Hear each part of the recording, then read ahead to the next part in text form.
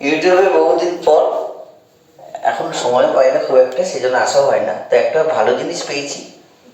আমি প্রথম ভেবেছি এটা বলাটা ভুল, হয়তো অন্য কি ভাবতে পারে। জিনিসটা ফিজিক্সের জিনিস না, জিনিসটা একটা ম্যাথের জিনিস, যেটা ফিজিক্সে বহু জায়গায় কাজে লাগে। জিনিসটা কি, যদি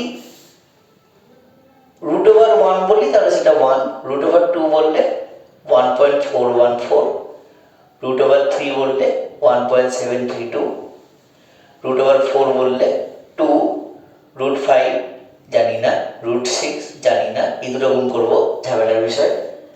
√7 জানি না, √8 টু √2, এবার 2√2 মানে ওই দুটো গুণ করলে হয়ে যায়, √9 3, √10 প্রবলেম শুরু হলো, √11 আরো প্রবলেম। এই রুটের সিরিজের উত্তরগুলো যদি মুখোমুখি করতে হয় তাহলে কি করে করা যায়? তো ক্লাস 7-এ আমরা নাম্বার লাইন পড়েছি, এবং নাম্বার লাইনের সঙ্গে সিমেট্রি কনসেপ্টকে অ্যাড করব। নাম্বার লাইন এবং সিমেট্রি কনসেপ্টকে অ্যাড করে এই উত্তরটা খোঁজার চেষ্টা করি। আমরা প্রথমে এই সবকটা উত্তর খুঁজে দেখি, এই সবকটা উত্তর পাওয়া যাচ্ছে কিনা। কিভাবে দেখব? নাম্বার লাইনে আমি যদি এখানটায় 4 বসাই আর এখানটায় যদি 9 বসাই, তাহলে মাঝখানে 5, 6, 7, 8 এই কটা সংখ্যা আছে। ইকুয়াল ডিভিশন হলো না, ধরে নাও ইকুয়াল ডিভিশন, এখানে 9 হলো। এবার প্রত্যেকটা সংখ্যাকে রুট করে দিই। তাহলে এই যে রুট নাম্বার লাইন, যেটা অ্যাকচুয়ালি তো এটা 2 আর এটা তো 3, তাহলে আমি আরেকটা প্যারালাল নাম্বার লাইন নিচে রাখি, যেটা ও √এর মানটাকে প্রকাশ করে। তাহলে √4 যেটা, সেই মানটা আমি এখানটায় লিখছি 2, √3 √9 যেটা, তার মানটাকে আমি এখানে লিখছি 3। এটা ওটা কি? এবার বলি 4 থেকে 9-এর মাঝে 5টা ইকুয়াল ডিভিশন আছে, তাহলে 2 থেকে 3-এর মাঝেও 5টা ইকুয়াল ডিভিশন থাকবে। সেই হিসাবে 1, 2, 3, 4 5টা ইকুয়াল ডিভিশন করে দিলাম। তার মানে 1/5 কত হবে? 0.2। তাহলে প্রত্যেকটা মান 0.2 করে বাড়ছে। তাহলে এই মানটা হবে কত? 2.2, 2.4, 2.6, 2.8, যেটা এক ঘর বানাতে অ্যাকুরেট হয়ে যায়। এবার রুট সংখ্যাগুলোর একটা বৈশিষ্ট্য আছে, বৈশিষ্ট্য আমি দেখাই। রুট সংখ্যা কি আছে? 1, 4, 9, 16, 25, 36, 49, 64 ডট ডট ডট ডট। তো এখানটায় সংখ্যা আছে 3টা, এখানে সংখ্যা আছে 5টা, সেই জন্য আমরা কিন্তু 1/5 দিয়ে ডিভাইড করেছিলাম। এবারে এখানে সংখ্যা কটা আছে? 7টা। তাই 9 আর 16-এর মাঝখানে বড় সংখ্যার রুট খুঁজতে গেলে 1/7 করে ডিভাইড করে নিতে হবে। ওই 7টা তো হাতে হাতে হয়ে যাবে, তারপর বাকি হয়ে যাবে। তো একটা এক্সাম্পল দেখি, 9 আর 16-এর মাঝখানে ধরি √13।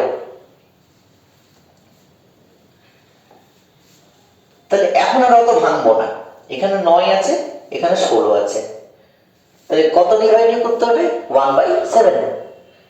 তাহলে 1/7 0.0, 7 1 7, 0, 4 7 28, 0.14, এর বেশি যাওয়ার দরকার নেই।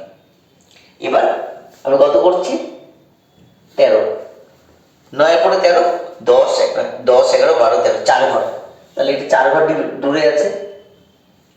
তাহলে √9 যদি উত্তর 3 হয়, তাহলে √13 উত্তর কত হবে? 4 14 56।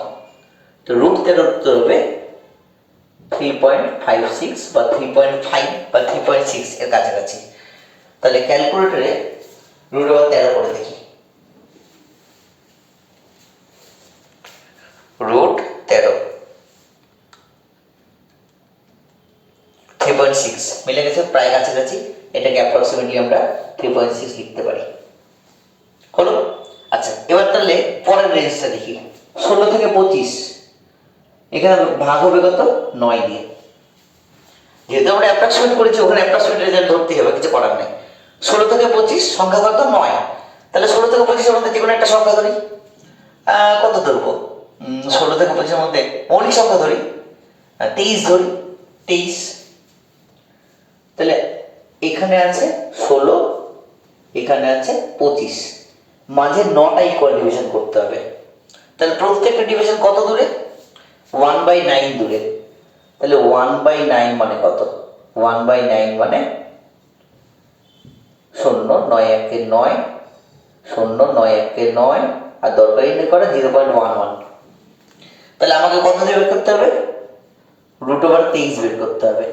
এটা √16 মানে এটা কত? 4।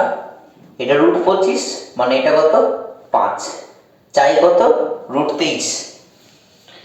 তাহলে 16 থেকে 23 কত? 17, 18, 19, 20, 21, 22, 23, 7।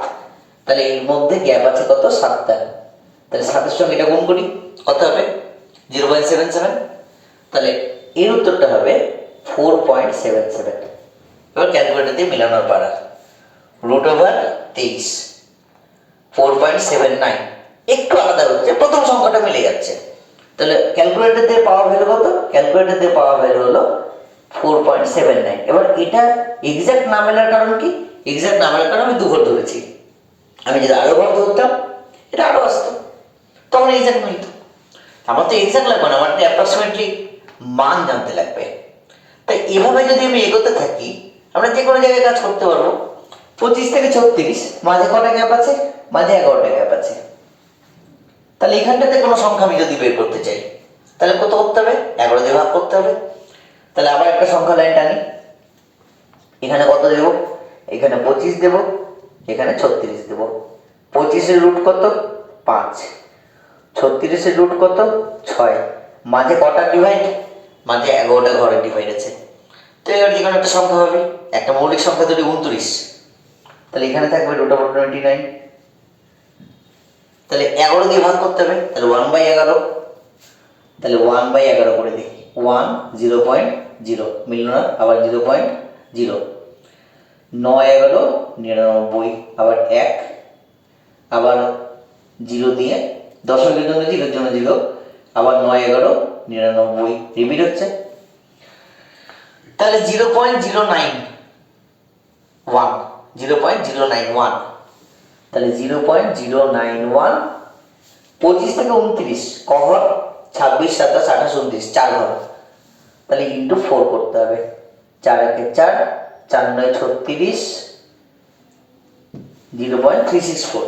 তাহলে অ্যান্সার করতে হবে, অ্যান্সার হবে 5.364। √29 করে দেখি।